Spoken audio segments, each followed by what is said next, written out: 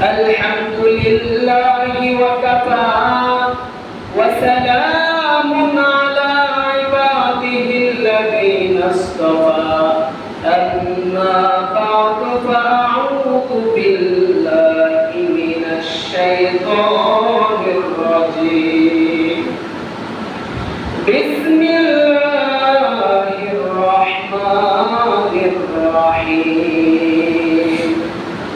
قل إن كنتم تحبون الله فاتبعوني يحببكم الله ويغفر لكم ذنوبكم والله غفور رحيم. وقال النبي صلى الله عليه وسلم لا يؤمن أحدكم حتى أكون أحب إليه من والده وولده والناس أجمعين.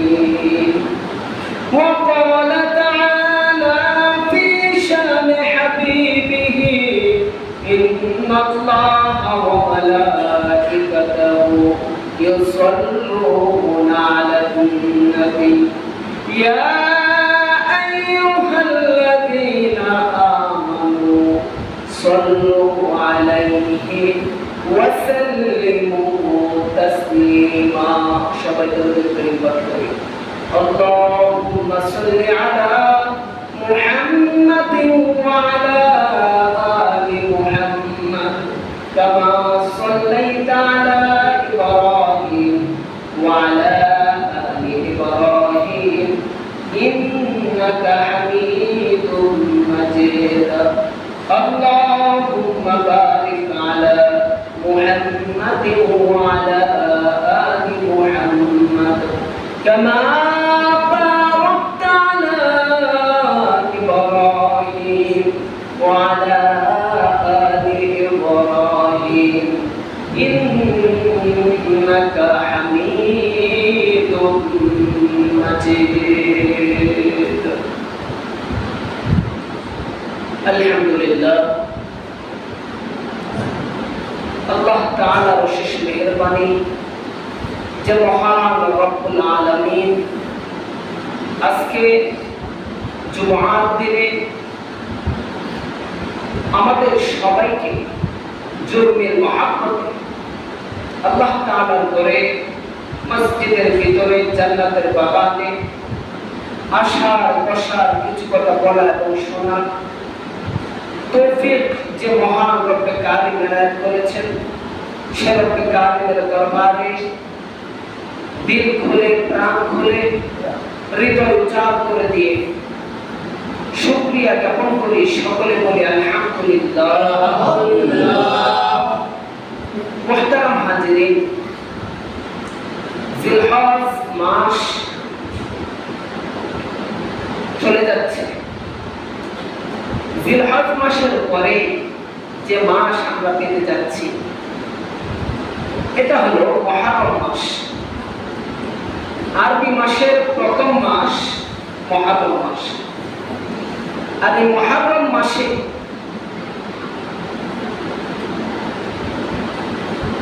এত বেশি পরিমাণ বেদাত সারা বাংলাদেশ সারা বিশ্বের জমিনে প্রচার প্রসার হবে যে বেদাত থেকে বাঁচতে হলে এই জিলহজ মাস থেকে মুহররম মাসের করণীয় কি, মুহররম মাসের বর্জনীয় কি, রাসূলুল্লাহ সাল্লাল্লাহু আলাইহি ওয়াসাল্লাম যতটুকু মুহররম মাসে ইবাদত করেছেন আর ইহুদিদের কালচার কি, আমরা কি রাসূলের যেভাবে আমল করেছেন মুহররম মাসে সে আমলের ভিতরে সেই তরিকায় আমরা আমল করতেছি কিনা, আবার ইহুদিরা মুহররম মাসে কিভাবে ইবাদত করে সেই ইহুদিদের কালচার আমরা ভিতরে আমল করতেছি কিনা, সেটা যদি বুঝতে হয় এই জিলহজ মাসের শুরু লগ্ন দেখে, অর্থাৎ যেহেতু ঈদুল আজহা ইতিমধ্যে আমাদের পিছনে পড়ে গিয়েছে, এখন থেকে আমাদের জানা দরকার যে রাসূলকে ভালোবাসার কিছু মাপকাঠি রয়েছে। রাসূল উম্মতদেরকে কেমন ভালোবাসতেন, আর আমরা উম্মত হয়ে বিশ্বনবী মুহাম্মদুর রাসূলুল্লাহ সাল্লাল্লাহু আলাইহি ওয়াসাল্লামকে কতটুকু ভালোবাসতে হবে। দুনিয়ার জমিনে আমরা যখন দেখি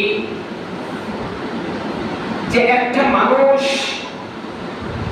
তার পাশে আমাদের থাকতে হবে, আমাদের থাকতে হবে যে মানুষটার পাশে সর্বপ্রথম আমরা দেখি মানুষটা আমাকে কতটুকু ভালোবেসেছিল। ঠিক ওই ভালোবাসার দূরের স্থানে ওই মানুষটার পাশে আমরা ততটুকুই যায় দাঁড়াতে প্রস্তুতি গ্রহণ করি। আর যদি দেখি এই মানুষটা আমাদের কোনো ভালোবাসাই নেই, তাহলে তার পাশে কোনো কাজে কর্মে দাঁড়ানোর মতো মন মানসিকতা কোনো মানুষের পয়দা হয় না।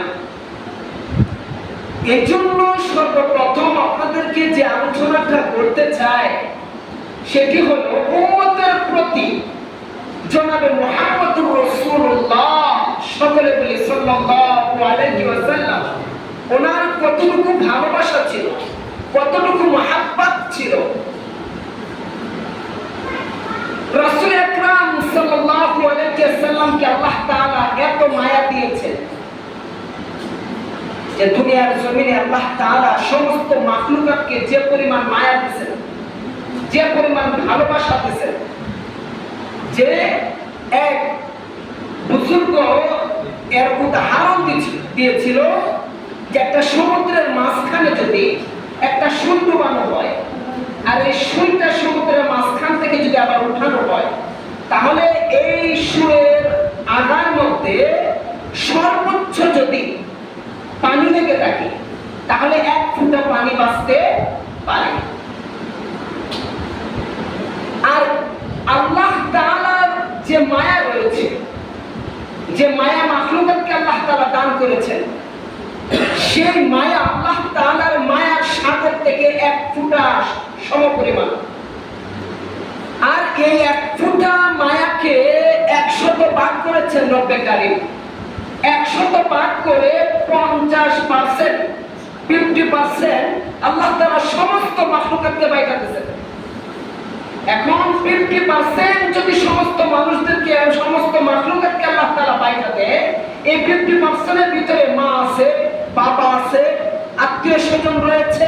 এখন যদি আমরা কোনো কিছুর দিকে কর্ণপাত না করি, শুধু মায়ের দিকে কর্ণপাত করি, তাহলে দেখেন একটা মা তার সন্তানের জন্য স্বার্থহীন ভালোবাসা, মায়ের ভালোবাসা নিয়ে যদি আমরা সকাল থেকে সন্ধ্যা পর্যন্ত, আর সন্ধ্যা থেকে সকাল পর্যন্ত আলোচনার পর আলোচনা করতেই থাকি, এরপরও সন্তানের প্রতি একটা মায়ের কতটুকু ভালোবাসা এর 100 ভাগের 1 ভাগও ব্যক্ত করতে কোনো মানুষ সক্ষম হবে না। আর একটা ফোঁটা মায়া মহব্বতের ভালোবাসাকে 100 ভাগ করে 50% যদি আল্লাহ তাআলা সমস্ত মাখলুকাতকে বাইটা দিয়ে থাকে, আর এই 50% এর ভিতরে মা বাবার পরে মা বাবার যদি সন্তানের জন্য এত ভালোবাসা থাকে, আর 50% একাকিত্বভাবে আল্লাহ তাআলা আমার আপনার নবীকে দান করেছেন, তাহলে এবার বুঝেন আমার আপনার নবীর ভালোবাসা এই উম্মতের প্রতি কেমন থাকবে। এরপর কিছু দৃষ্টান্ত আমি দিতে চাই। সেই দৃষ্টান্ত হলো আমার আপনার নবী, আখিরি নবী জনাবে মুহাম্মদুর রাসূলুল্লাহ সাল্লাল্লাহু আলাইহি ওয়াসাল্লাম যখন দুনিয়ার জমিনে ভূমিষ্ঠ হলেন। প্রত্যেকটা বাচ্চা দুনিয়ার জমিনে মার গর্ভ থেকে যখন দুনিয়ার জমিনে ভূমিষ্ঠ হয়, সাথে সাথে হাউমাউ করে কাঁদে, সাথে সাথে হাউমাউ করে কাঁদে। যে সন্তান কাঁদে, এই সন্তান দেখে সবাই কি হাসে। সন্তানের কান্নার আওয়াজ শোনা মানেই কি আনন্দের খবর, হাসি আনন্দ শুরু করে দেয়, সবার মুখে হাসি ফুটে যায়। আর যে সন্তান মায়ের গর্ভ থেকে দুনিয়ার জমিনে আয়সা কোন কান্নার আওয়াজ করে না, সেই সন্তান তার আত্মীয় স্বজন, তার মা বাবা কাঁদে না, বরং তার মা বাবা হাসে না, তার মা বাবা বরং আরো কাঁদে। কেন?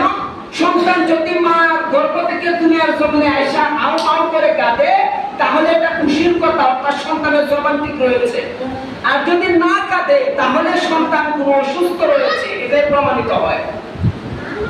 সম্মানিত হাজিরিন, ঠিক সেরকম আমার আপনার নবী জনাব মুহাম্মদুর রাসূলুল্লাহ সাল্লাল্লাহু আলাইহি ওয়াসাল্লাম দুনিয়ার জমিনে আসার পরে হাওমাও করে কোনো কান্নার আওয়াজ হয়েছিল না। হাওমাও করে যখন আমার আপনার নবী কাঁদে না, মা ফাতেমা কান্না শুরু করে দিল। আশেপাশে লোক যারা ছিল সবাই কান্না শুরু করে দিল। মা ফাতেমা চিৎকার দিয়ে বলল, হায়, আমার এত সুন্দর একটা বাচ্চা, যার চেহারার দিকে তাকালে চোখ ফিরানো যায় না, এত ফুটফুটে অমায়িক সুন্দর রূপসী, রূপে জল জল করতেছে, যার চেহারার উপরে রূপে ছাপ, যার চেহারার উপরে অটোমেটিকলি বাসছে, সেই সন্তান কি বোবা হবে?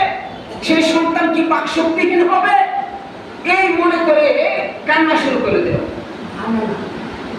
হ্যাঁ, মা আমেনা কান্না শুরু করে দিল।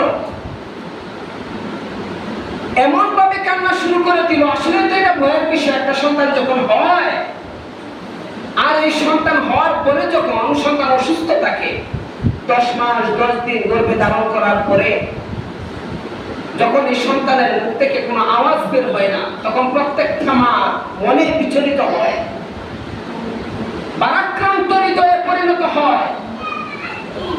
মুহতারাম হাজিরিন, ঠিক সেরকম মা আমেনা ভারাক্রান্ত হৃদয় নিয়ে আফসোস করা শুরু করে দিল। কারণ এই যে দুনিয়ার জমিনে সন্তান আইসা হাওমাও করে কাঁদে, হাওমাও করে কাঁদার ভিতরেও একটা অর্থ লুকায়িত রয়েছে। এটা অর্থ হলো যে সন্তান দুনিয়ার জমিনে আইসা কাঁদে, এর অর্থ হলো আফসোস করে, এটার ভাষায় হলো আফসোস। অর্থাৎ কি আফসোস করে? যে হায়, আগে কি একটা ছোট্ট জায়গার ভিতরে ছিলাম, আর এখন আল্লাহ তাআলা আমাকে কোথায় পাঠালো? যেদিকে তাকায় সেদিকে প্রশস্ত, যেদিকে তাকায় সেদিকে প্রশস্ত। এই প্রশস্ততা দেখে, এই কুল কিনারাহীন পেটের তুলনায় হ্যাঁ সমতল ভূমি দেখে এই সন্তান হাউমাউ করে কাঁদে, আফসোস করে। মুহতারাম হাজিরিন, হঠাৎ করে এখন তো আমাদের সন্তান হওয়ার আগে 10 দিন আগ থেকে আমরা হাসপাতালে বুকিং করে রাখি, হাসপাতালে একটা সিট বুকিং করে রাখি। ওই সময় তো হাসপাতাল ছিল না, দাত্রী কিছু মহিলা ছিল, তারা প্রসবের সময় মার পাশে এসে বসে থাকতো। একজন মহিলা তাকিয়ে দেখে যে এই বাচ্চাটা লড়ে না, এই বাচ্চাটা কাঁদে না, কিন্তু এই বাচ্চা ঠোঁট গুলা নড়তেছে। এই দাত্রী মহিলা বলতেছে যে চাই আমার কানটা এই মহিলা এই বাচ্চার ঠোঁটের সাথে লাগায় দিই। এই দাত্রী মহিলা বলে যে আমার কানটা যখন এই বাচ্চা ঠোঁটের সাথে লাগায় দিলাম, সাথে সাথে তার ভিতর থেকে আমি উচ্চ আওয়াজে আওয়াজ শুনতে পেলাম, ইয়া রব্বি হাবলি উম্মতি, বলেন সুবহানাল্লাহ। তো যে নবী জন্মের পরে দুনিয়ার আশা নিয়ে তার কোনো আফসোস নেই, আগে কোথায় ছিল এখন কোথায় আসলো এই নিয়ে কোনো মাথা ব্যথা নেই। দুনিয়ায় আসার পর থেকে যে নবী এই উম্মতের মায়ায় খাদে, জিবরাইল আলাইহিস সালাম আমার আপনার নবীকে একদিন সেই ঘটনাকে কেন্দ্র করে আল্লাহ তাআলার দরবারে বলতেছেন যে মালিক, তোমার এই হাবিব উম্মতের মায়ায় এত কাঁদা কাঁদে, আমি জিবরাইল নিজে তোমার এই হাবিবকে একদিন পরীক্ষা করতে চাই। আল্লাহ তাআলা বলেন, জিবরাইল যাও আমার দুস্থকে পরীক্ষা করো। আল্লাহ রাসূল সাল্লাল্লাহু আলাইহি ওয়াসাল্লাম একদিন আম্মা জানা আয়েশা রাদিয়াল্লাহু তাআলা আনহার সাথে তার কামরায় শুয়ে আছে। শেষ রাতে জিবরাইল আলাইহিস সালাম আমার আপনার নবীর কানে কানে এসে বলতেছেন যে ও আল্লাহর নবী, আপনি ঘুমিয়ে আছেন, আপনার উম্মত তো সব দুজকে চলে যাচ্ছে। আপনি ঘুমিয়ে আছেন, আপনার উম্মত দুজকে চলে যাচ্ছে। এই কথা বলার পরে, এই কথা বলে তো জিবরাইল চলেই গেছে, আর আমার আপনার নবী এতটুকু পরাক্রান্ত হৃদয় নিয়ে মর্মাহত হয়ে তাড়াতাড়ি ঘুম থেকে লাফ মেরে জাগ্রত হয়ে ঠান্ডা পানি দিয়ে ওযু করে পাহাড়ের গুহায় যায় ইয়া রব্বি হাবলি উম্মতি বলিয়া কাঁদে। অতিবাহিত হওয়ার পরে বেলাল রাদিয়াল্লাহু তাআলা আনহু মসজিদে নববীর ভিতরে আযান দিয়ে দিল। আযান শুনে সমস্ত সাহাবায়ে কেরাম একের পর এক আস্তে আস্তে মসজিদের ভিতরে, মসজিদটা খানায় খানায় ভরে গেল। কিন্তু প্রতিদিন যেরকম ভাবে আমার আপনার রাসূল মসজিদের ভিতরে চলে আসে, ওই দিন আর আমার আপনার রাসূল মসজিদের ভিতরে আসে না। সমস্ত সাহাবায়ে কেরাম যখন দেখলেন যে রাত্র অতিবাহিত হয়ে সূর্য উদিত হবে এমন একটা সময় উপনীত হয়েছে, জামাত তো আদায় করতে হবে, এই কথা ভেবে, জামাত কায়েমের কথা ভেবে সকলে মিলে আমার আপনার নবী শ্রেষ্ঠতম অন্যতম একজন সাহাবী আবু বকর রাদিয়াল্লাহু তাআলা আনহুকে সকলে মিলে ইমামতির জন্য ইমামতির জায়নামাজে দাঁড় করায় দিলেন। আবু বকর সিদ্দিক রাদিয়াল্লাহু তাআলা আনহুর ইমামতিতে সমস্ত সাহাবায়ে কেরাম ফজরের জামাত আদায় করলেন। আবু বকর রাদিয়াল্লাহু তাআলা আনহু জামাতের সালাম ফিরানোর পরে সমস্ত সাহাবায়ে কেরাম মসজিদে নববীর ভিতরে কোলাকুলি করে কান্না শুরু করে দিল যে হায়, রাসূল আকরাম সাল্লাল্লাহু আলাইহি ওয়াসাল্লাম জীবিত থাকা সত্ত্বেও আমাদের কেন আবু বকরের ভিতরে নামাজ পড়তে হলো? সমস্ত সাহাবায়ে কেরাম যখন কোলাকুলি করে কান্না শুরু করে দিল, কেন কাঁদলেন? অর্থাৎ এখন তো আমরা নামাজে আসি, আমাদের কোনো ভয় নেই, আমরা নামাজের কথা অন্যকে বলি, এরপরেও তারা আমাদের উপরে কোনো বাধা আক্রমণ করে না। আর ওই সময়টা ছিল যারা মুসলমান হয়েছিল তাদেরকে কিভাবে হত্যা করা যায়, তাদেরকে কিভাবে কতল করা যায়, ইসলামটাকে কিভাবে নিভিয়ে দেওয়া যায়, এই পরিকল্পনায় সাহাবায়ে কেরাম অনেককে গুম করে দিত, অনেক সাহাবায়ে কেরামকে হত্যা করে ফেলত। শুধু খালি তাই নয়, আমার আপনার নবী যখন নামাজে দাঁড়াতেন, যখন সেজদায় যেতেন, তখন মৃত উটের নাড়িভুঁড়ি আমার আপনার নবীর কাঁধের উপরে কাফের মুশরিকরা এসে রেখে দিত। সম্মানিত হাজিরিন, এত ভাবে বাধাগ্রস্ত করত ইসলামের পথে। আর ওই ভয়াবহ সময়ে আমার আপনার নবী ফজরের জামাতে অংশগ্রহণ করতে পারলেন না। সমস্ত সাহাবায়ে কেরাম মসজিদের ভিতরে গড়াগড়ি করে কান্না শুরু করে দিল। এই মুহূর্তে হযরত আবু বকর সিদ্দিক রাদিয়াল্লাহু তাআলা আনহু বলেন, সাহাবায়ে কেরাম, আমরা যদি মসজিদের ভিতরে গড়াগড়ি করে কান্না শুরু করে দেই তাহলে তো সমস্যার সমাধান হবে না। যদি সমস্যার সমাধান করতে হয় এখানে কান্নাকাটি না কইরা চলো আমরা বাইরে যাই, রাসূলকে খুঁজি, রাসূল কোথায় রয়েছে। তো কিছু সাহাবায়ে কেরাম সর্বপ্রথম আম্মাজান আয়েশা রাদিয়াল্লাহু তাআলা আনহার কামরার সম্মুখে উপস্থিত হলেন। সকলেই বাইরে দাঁড়ালো। আবু বকর সিদ্দিক রাদিয়াল্লাহু তাআলা আনহু ওনার সঙ্গে আম্মাজান আয়েশা রাদিয়াল্লাহু তাআলা আনহা ওনাকে ভিতরে যাওয়ার জন্য পারমিশন দেওয়া হলো। উনি ভিতরে যাওয়ার পরে সালাম দিলেন এবং ভিতরে প্রবেশ করলেন। প্রবেশ করার পরে দেখে যে আয়েশা সিদ্দিকা রাদিয়াল্লাহু তাআলা আনহা ঘরের এক কোণায় বসে কাঁদে। আবু বকর সিদ্দিক রাদিয়াল্লাহু তাআলা আনহু জিজ্ঞাসা করলেন, মা তুমি কাঁদো কেন? বলেন যে বাবা, প্রতিদিন যখন তাহাজ্জুদের সময় হতো বিশ্বনবী জনাবে মুহাম্মদ রাসূলুল্লাহ সাল্লাল্লাহু আলাইহি ওয়াসাল্লাম আমার মুখে পানি ছিটা দিয়ে আমাকে জাগ্রত করতেন। এখান থেকে একটা শিক্ষণীয় বিষয় হলো, আমরা তো আমাদের বিবিদেরকে নামাজের জন্য শেষ রাত্রে জাগ্রত করি। কেউ আছে গালিগালাজ করে জাগ্রত করি, কেউ আছে ধমক দিয়ে জাগ্রত করি। যেভাবে হোক আপনারা জাগ্রত করেন। তবে রাসূলুল্লাহ সাল্লাল্লাহু আলাইহি ওয়াসাল্লাম যেভাবে তার বিবিদেরকে তাহাজ্জুদ নামাজ পড়ার জন্য জাগ্রত করতেন শেষ রাত্রে, সেই পানি ছিটার মাধ্যমে, মুখের উপরে পানি ছিটার মাধ্যমে যদি আপনি আপনার স্ত্রীকে জাগ্রত করেন তাহলে একটা সুন্নত আদায় আপনার হয়ে গেল। অর্থাৎ আপনার বিবিকে যদি আপনার জাগ্রত করতে হয় এই সুন্নাহ অনুযায়ী আপনি জাগ্রত করবেন, বিবির মুখের উপরে পানি ছিটা দিবেন। আর বিবিরা যখন বাড়িতে যারা শুনতেছেন, বিবিরা আপনারাও শুনে রাখেন, আপনার স্বামীদেরকে যখন আপনারা জাগ্রত করবেন নামাজের জন্য, তখন স্বামীর পায়ের আঙ্গুল ধরে টান দিবেন, আঙ্গুলগুলো ফুটিয়ে দিবেন। এটা হলো রাসূলুল্লাহ সাল্লাল্লাহু আলাইহি ওয়াসাল্লামের সুন্নাহ। হযরত আম্মাজান আয়েশা রাদিয়াল্লাহু তাআলা আনহা বলেন, প্রতিদিন রাসূল আমাকে এভাবে জাগ্রত করে দিতেন, কিন্তু আজকে যখন ফজরের আযান হয়ে গেল আমি জাগ্রত হলাম। রাসূল তো এশার নামাজ পড়ে আমার সাথে এই বিছানাতেই শুয়েছিল, কিন্তু ফজরের সময় এই বিছানার মধ্যে আমার আপনার নবী মুহাম্মদ রাসূলুল্লাহ সাল্লাল্লাহু আলাইহি ওয়াসাল্লামকে পেলাম না। এই জন্য আমি কাঁদতেছি যে নবী কোথায় গেল, আমার কাছে বলেও গেল না। আবু বকর সিদ্দিক রাদিয়াল্লাহু তাআলা আনহু কান্না শুরু করে দিলেন, এমন ভাবে কাঁদতেছেন হেসকে উঠে গেছে। আম্মা জানা আয়েশা রাদিয়াল্লাহু তাআলা আনহা বলেন যে বাবা, কোন খাদ্য দ্রব্য যদি পুড়ে যায়, সেই দ্রব্য থেকে যেমন একটা পুরা ঘ্রাণ আসে, আপনার কথা থেকে এমন পুরা ঘ্রাণ আমি পাচ্ছি, কেন বুঝতে পারছি না। আবু বকর সিদ্দিক রাদিয়াল্লাহু তাআলা আনহু নবীকে কেমন ভালোবাসতেন।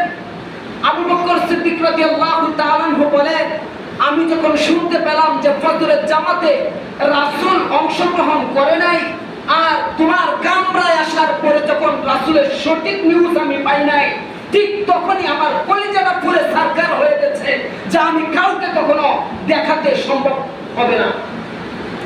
সম্মানিত হাজিরিন, সবাই মিলে বের হয়ে গেলেন। এখানে রাসূল নেই, সমস্ত সাহাবায়ে কেরাম মিলে চলে গেলেন ফাতেমা রাদিয়াল্লাহু তাআলা আনহার বাড়িতে। সকলে বাহিরে অবস্থান নিলেন। হযরত আলী রাদিয়াল্লাহু তাআলা আনহুকে ঘরের ভিতরে পাঠালেন। আলী রাদিয়াল্লাহু তাআলা আনহু ঘরের ভিতরে প্রবেশ করা মাত্রই ফাতেমা রাদিয়াল্লাহু তাআলা আনহা অনেক মেধাবী মানুষ ছিলেন, উনি ওনার স্বামীকে দেখে বুঝে ফেললেন যে আমার আব্বার অবশ্যই একটা কিছু হয়েছে। বললেন, ওগো স্বামী, বাহিরে সাহাবায়ে কেরাম কাঁদে, ভিতরে আপনার চোখে অশ্রু ভরপুর, আপনি বলেন আমার বাবার কি হয়েছে। আলী রাদিয়াল্লাহু তাআলা আনহু বলেন, ফাতেমা, আমরা তো জানি বিশ্বনবী যেথায় যাক, যেখানেই যাক, এই মক্কা নগরী থেকে বের হওয়া মাত্রই সর্বপ্রথম তোমার সাথে সাক্ষাৎ করে আর তোমার অনুমতি নিয়ে এরপরে এখান থেকে অন্য জায়গায় সফর করে। আমাদের বিশ্বাস ফাতেমা, রাসূলকে তো রাত থেকে আমরা খুঁজে পাচ্ছি না, অবশ্যই তোমার কাছে হয়তো বলে কোথাও গিয়েছে, বলো বিশ্বনবী কোথায়।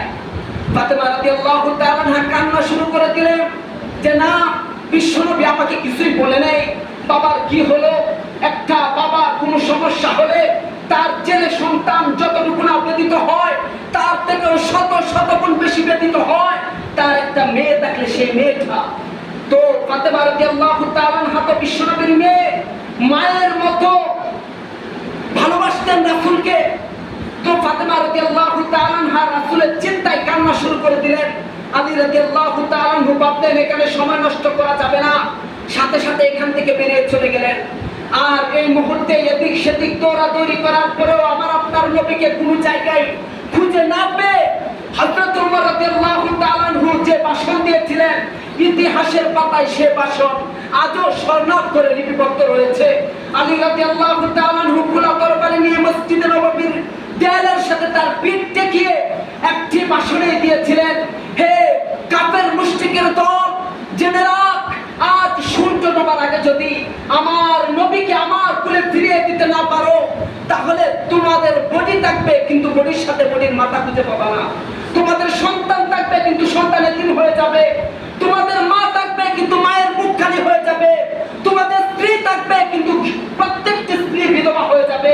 সুতরাং কেউ যদি চাও, এটা না চাও যে তোমার স্ত্রী বিধবা হোক, তোমার সন্তান এতিম হোক, তোমার মায়ের মুখ খালি হোক, তাহলে সূর্য ডোবার আগে আমার নবীকে আমার বুকে ফিরিয়ে দিতে হবে। সমস্ত কাফের মুশরিকরা তারা ভালো করে জানে যে আমরা রাসূলকে কোন জায়গায় গায়েব করি নাই, কিন্তু এমন লোকে ভাষণ দিয়েছে, সে তো আর এটা বুঝবে না যে আমরা রাসূলকে গায়েব করে নাই। রাসূলকে যদি ফিরিয়ে দিতে না পারি, তাহলে সত্যি সত্যি আমাদের বডি থাকবে কিন্তু বডির সাথে কোনো মাথা থাকবে না। সমস্ত কাফের মুশরিকরা পর্যন্ত এই ওমর রাদিয়াল্লাহু তাআলা আনহুর ভয়ে রাসূলকে তালাশ করা শুরু করে দিল। এই দিক দিয়ে সাহাবায়ে কেরাম তালাশ করে। সম্মানিত হাজিরিন, আস্তে আস্তে আস্তে আস্তে কাফের মুশরিকরাও তালাশ করতেছে, সাহাবায়ে কেরাম তালাশ করতেছে। হঠাৎ চারজন সাহাবায়ে কেরাম একত্রিত হলো। হযরত আবু বকর, হযরত উমর, হযরত উসমান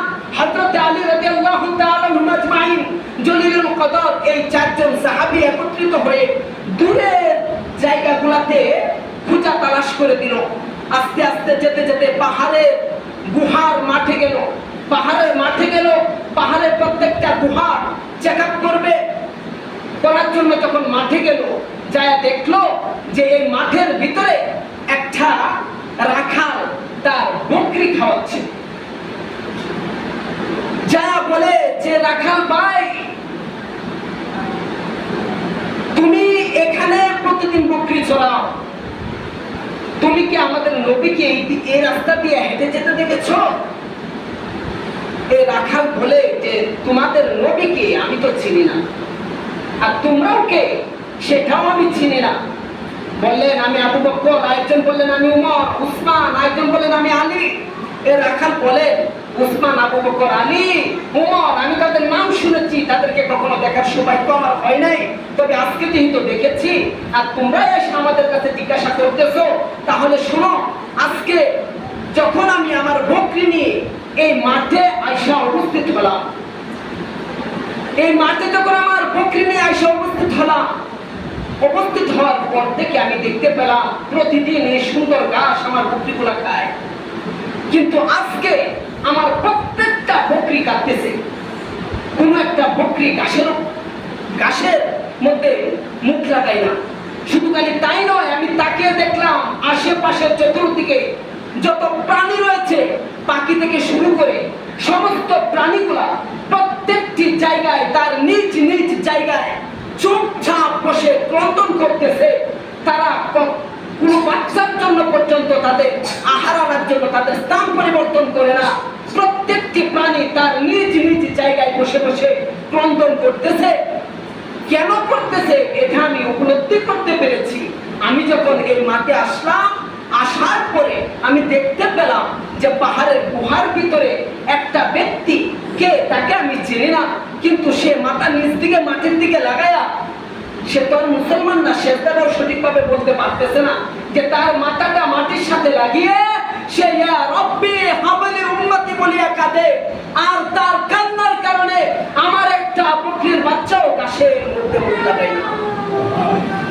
সম্মানিত হাজিরিন, ওমর রাদিয়াল্লাহু তাআলা বলে, হায় রাখাল, এখনো তুই বুঝতে পারলি না? যার কান্নায় ব্যথিত হয়ে সমস্ত পশু পাখি, সমস্ত পেরা বকরি পর্যন্ত ঘাসে মুখ লাগায় না, সে ব্যক্তি আমাদের দয়াল নবী ব্যতীত আর কেউ হতে পারে না। সম্মানিত হাজিরিন, সমস্ত সাহাবায়ে কেরাম মিলে পাহাড়ের গুহার চতুর্দিকে উপস্থিত হলেন। উপস্থিত হয়ে হযরতে আবু বকর সিদ্দিক রাদিয়াল্লাহু তাআলা বলেন, ওগো নবী, আপনার মাথা উঠা, তাকিয়ে দেখুন আমি আবু বকর আপনার পাশে রয়েছি। ওগো নবী, আপনি নবুয়ত প্রাপ্ত হওয়ার পরে সবার ধারে ধারে যখন আপনি কালেমার দাওয়াত দিয়েছেন, কোন মানুষ এমন পাওয়া যায় নাই যে সর্বপ্রথম দাওয়াতের মাধ্যমে সে কালেমা পড়ে ইসলাম গ্রহণ করেছে। কিন্তু আমি আপনাকে এতটুকু বিশ্বাস করি, আমি আপনাকে এত বেশি ভালোবাসি, আপনার সাথে সব থেকে বেশি এত পরিমাণ চলেছি, আপনি নবুয়ত পাওয়ার পরে সর্বপ্রথম যখন আমি আবু বকরকে বলেছিলাম, ওরে আবু বকর, আমি তো নবুয়ত পেয়ে নবী হয়েছি, সুতরাং তুমি বলো লা ইলাহা ইল্লাল্লাহ। আমি এদিক সেদিক কোনো দিক তাকাই না, আর কারো সাথে পরামর্শ করার মতো কোনো সময় নেই নাই, সাথে সাথে আপনার হাত ধরে কালেমা পড়ে মুসলমান হয়ে গিয়েছিলাম। ও নবী বলেন, আপনার কি হয়েছে? আমি আবু বকরকে বলেন।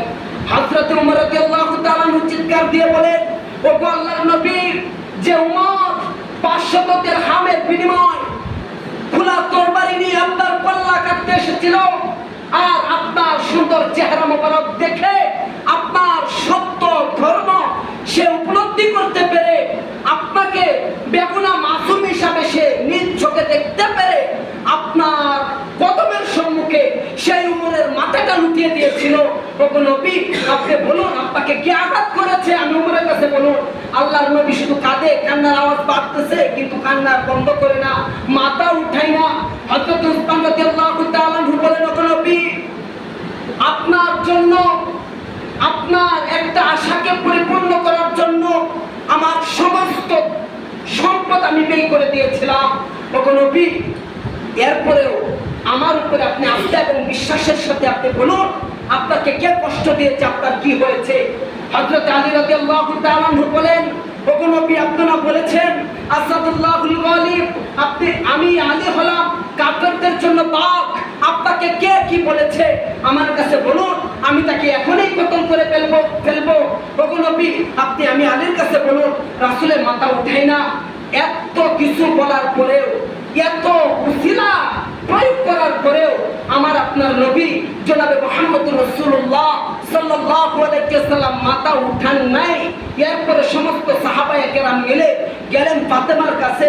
আর ফাতেমাকে আনার পরে কি হলো ইনশাআল্লাহ আগামী সপ্তাহে এই বিষয়ে আলোচনা হবে। সকলেই আজানের সাথে সাথে মসজিদে আসার চেষ্টা করবেন। আর রাসূলের উম্মতের প্রতি বিশ্বনবীর কেমন ভালোবাসা ছিল, এটা যদি আপনার ভিতরে ঢোকাতে চান, আপনি বুঝতে চান, তাহলে অবশ্যই রাসূলের জীবনী থেকে এই কাহিনীটা আপনাকে সম্পূর্ণ ফার্স্ট টু লাস্ট শুনতে হবে। না শুনলে ধারাবাহিকতা আপনি কিছুই বুঝতে পারবেন না।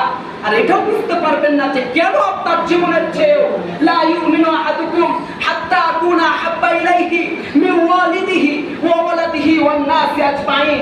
আপনার বাবা মা, ভাই বোন, আত্মীয় স্বজন, ধন সম্পদ, এমনকি আপনার জীবনের চেয়েও নবীকে কেন বেশি ভালোবাসবেন, এই কাহিনী না শুনলে আপনার ভিতরে সেটা পরিপূর্ণ ঢোকাতে কেউ সক্ষম হবে না। এজন্য রাসূলকে জীবনের চেয়েও কেন বেশি ভালোবাসতে হবে সেটা জানতে হলে এই কাহিনীটা আপনার পরিপূর্ণ শুনতে হবে। আল্লাহ তাআলা আমাদের সকলকে পরিপূর্ণ এই কাহিনীটা ফার্স্ট টু লাস্ট শোনার তৌফিক সবাইকে দান করুক। সকলে বলে আমিন। যারা সুন্নাত পড়েন নাই কিংবা জুমার যারা সুন্নাত পড়েন